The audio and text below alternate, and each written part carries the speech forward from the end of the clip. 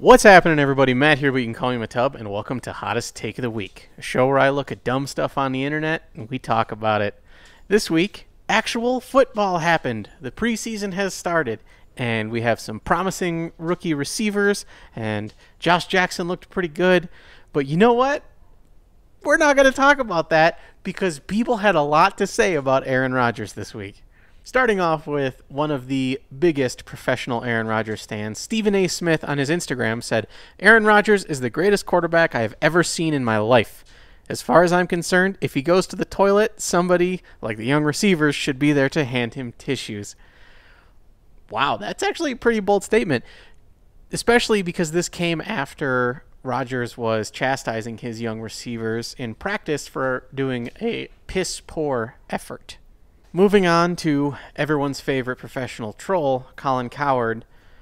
I'm not even going to play the clip because that means I would have to click on it in order to download it and show you guys. But basically, he's comparing the legacy of Aaron Rodgers and Tom Brady, and it's just a whole lot of hashtag QB wins. And also, it cites Martellus Bennett saying that Tom Brady was easier to play with and Aaron Rodgers has the better arm. He goes on to say that talent is not what determines legacy, and it's all, wins. And he says personality. Personality is what does. Well, but the thing that bugs me the most is he goes on to cite the fact that Tom Brady is close with his parents, and that automatically makes him better than Aaron Rodgers.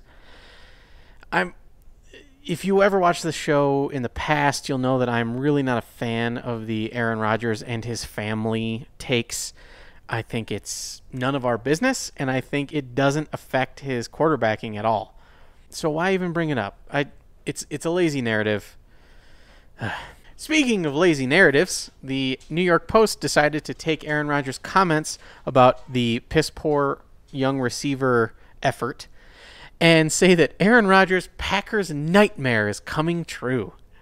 They extrapolated a whole lot out of that and even went back to when Rodgers was talking about how sad he was that Jordy was let go.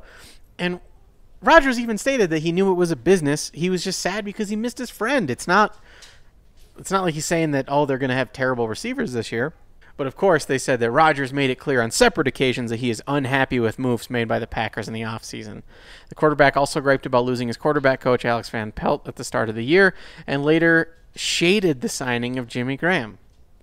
I don't remember him shading the signing of Jimmy Graham. I remember him being kind of psyched about it. But, So basically what they're saying is Rodgers was unhappy that Jordy left, because not because they were friends or anything, but just from a production standpoint, I guess, and saying that he didn't like the effort that the young guys were putting in. So therefore, ipso facto transitive property, Aaron Rodgers' nightmares coming true. Let's not forget that he happens to have a wide receiver who's been leading the league in touchdowns since 2016, but, we're just going to ignore that. And finally, last but not least, I'm going to teach you guys one of my favorite words. And that word that I love is juxtaposition.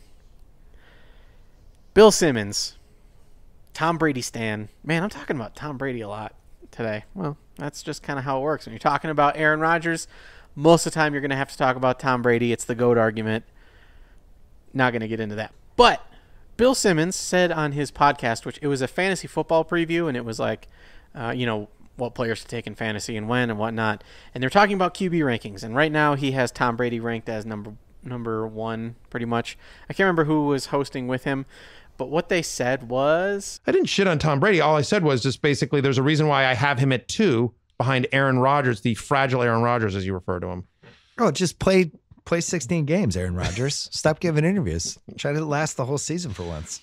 So, fragile Aaron Rodgers should try playing 16 games for once and stop doing interviews. Well, it's really weird because if you look at Bill's Twitter timeline, immediately after the podcast was posted, they posted an article that was a really big interview with Aaron Rodgers, and some people are calling the interview of the year about what Rodgers would do if he was commissioner and his opinions on lots of important issues. So maybe Bill Simmons should watch what he says instead of insulting his own product.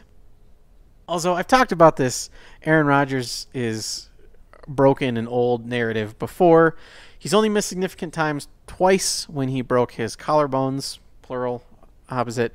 He missed one game twice. Once was because of a concussion, and also I'm pretty sure they were like 14-1 at that point. So not exactly like it matters. Also, the Matt Flynn game. Everyone loves to talk about the legend of Matt Flynn. Because Aaron Rodgers missed one game, Matt Flynn got paid. Also, if you were to look at the starts since Aaron Rodgers became the starter for the Green Bay Packers, he has played in one more game than Tom Brady. So as much as I would love to talk about the preseason game that happened and how Oren Burks is probably the fastest middle linebacker we've had in, I don't know, since A.J. Hawk was a youngin', and how really good Reggie Gilbert looks, and how all three of the rookie wide receivers have shown great body control. And I mean, except for Jamon Moore, can't catch a pass, but MVS is looking great. As I said, he's the next Janis, except I think he's going to be better. Yeah, I said it. He might not be the folk hero that Janis was, because he might not have to have some Herculean effort in a playoff game. But I think that he's going to be a very good, very large wide receiver. And when you look at someone like Equanimous St. Brown, that's a big dude. That's a whole lot of person. And Peter Bukowski pointed out that he could play the slot. He could be a big slot with Jimmy Graham on the other side. And I said, cover 2, I guess? I don't know. I'm excited. Hopefully next week I don't have so much shenanigans to have to worry about, and I can actually tell you guys about hot takes based on the whole team and not just everyone needs to talk about Aaron Rodgers. But football season is starting, so everyone wants to start strong. All right, guys, that'll do it for me this week.